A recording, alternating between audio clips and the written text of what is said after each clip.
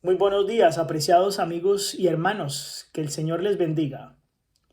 Cuando nosotros leemos la historia de Jacob y de Esaú, podemos nosotros notar un impresionante contraste que nos sorprende, tanto en la vida de cada uno de ellos como en su carácter. Y recordemos que esa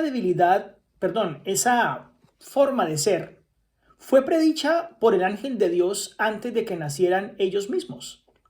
Cuando él le contestó la oración a Rebeca, le anunció que iba a tener dos hijos y le habló de su futuro. Le dijo que cada uno de ellos iba a ser padre de una nación poderosa y que uno de ellos sería más grande que el otro, pero que el menor tendría la preeminencia. Esaú se crió de una forma diferente porque se complacía en llevar a cabo sus propósitos para hoy. A él interesaba mucho el presente, lo que ocurriese ahora, no tanto el futuro. Él se deleitaba en la caza, era un joven de las montañas y eligió ser un cazador, es decir, una vida más ruda. Él era el hijo favorito de su padre. Recordemos que su padre, siendo un pastor, era más pacífico, pero se sentía atraído por ese hijo mayor que corría con fortaleza, osado, sin temores por los montes y por los desiertos. Y volvía después a casa con lo que él había cazado. Así que esa vida aventurera atrajo mucho a su padre y lo hizo su hijo favorito. Su perseverancia, por otro lado, su paciencia, su economía, la previsión que tenía Jacob era lo que justamente hacía más atractivo para su madre. Cuidaba los rebaños y también labraba la tierra. Sus afectos eran profundos y fuertes. Era un hombre gentil e infatigable. Tenía mucha atención y amabilidad, mucha más que su hermano Esaú. Por lo tanto, para Rebeca, Jacob era el hijo predilecto. A los dos se les había enseñado a considerar la primogenitura como un asunto de gran importancia, porque no solo abarcaba la herencia de las riquezas terrenales, sino también la preeminencia espiritual. El que recibía debía ser el sacerdote de la familia y también sacerdote del linaje. En el casamiento, en las relaciones de familia y en la vida pública, debía siempre consultar al Señor. Por lo tanto, Isaac presentó a sus hijos los privilegios y las condiciones y les indicó claramente que Esaú, por ser el mayor, tenía el derecho a la primogenitura. Sin embargo, Saúl amaba otras cosas. No tenía esa inclinación a una vida religiosa. Y las exigencias, tal vez, que habían alrededor de lo que significa ser el primogénito, sobre todo las espirituales, tal vez podrían ser para Esaú desagradables y hasta tal vez fastidiosas.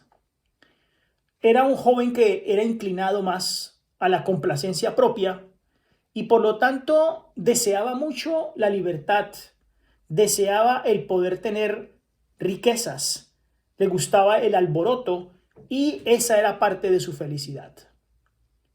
No obstante, su madre, Rebeca, recordaba las palabras del ángel que le habían quedado en su mente y era un poco más clara para pensar que el mismo Jacob. Ella comprendía claramente el carácter de los dos y estaba convencida de que no Esaú, sino Jacob estaba destinado a heredar la promesa divina.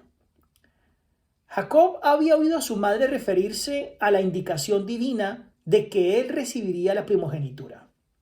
Por lo tanto, al oír a su madre estas cosas, empezó a nacer en Jacob un deseo indecible de alcanzar los privilegios de esa primogenitura que le correspondían a su hermano. Tal vez Jacob no le interesaba mucho las riquezas que podría heredar, sino los privilegios de ser el hombre primero de la casa, tener esa comunión con Dios, como lo hizo su abuelo Abraham, ofrecer el sacrificio por su familia, el ser el primogénito escogido del próximo Mesías que vendría a este mundo. Así entonces encontramos a estos dos jóvenes con diferentes formas de pensar y con diferentes anhelos en la vida. Sin embargo, debemos decir que Jacob, tal vez el ser primogénito se le convierte en una obsesión. Y día y noche, como lo dice Patriarcas y Profetas, él constantemente ocupaba sus pensamientos en eso. Y el ser el primogénito le absorbió completamente la vida.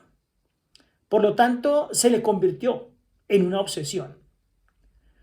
Y él veía que su hermano, aunque poseía la primogenitura, no era merecedor tanto de esto. Por lo tanto, Jacob empezó a soñar que él podía, sin embargo, tener esa preciosa bendición de la primogenitura. Un deseo y un anhelo constante que empezó a maquinar en su mente y que atesoró en su corazón, que perturbó la tranquilidad mental de él, además auspiciado por las palabras constantes de su madre.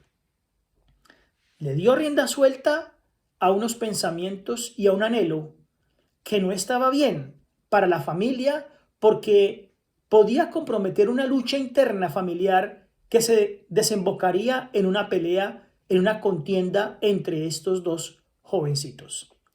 Ese pues es el marco de estos nuevos personajes de la historia bíblica tan hermosa que tenemos siempre y que cada vez que la leemos encontramos riquezas y descubrimos facetas diferentes de cada uno de ellos. Que el Señor les bendiga.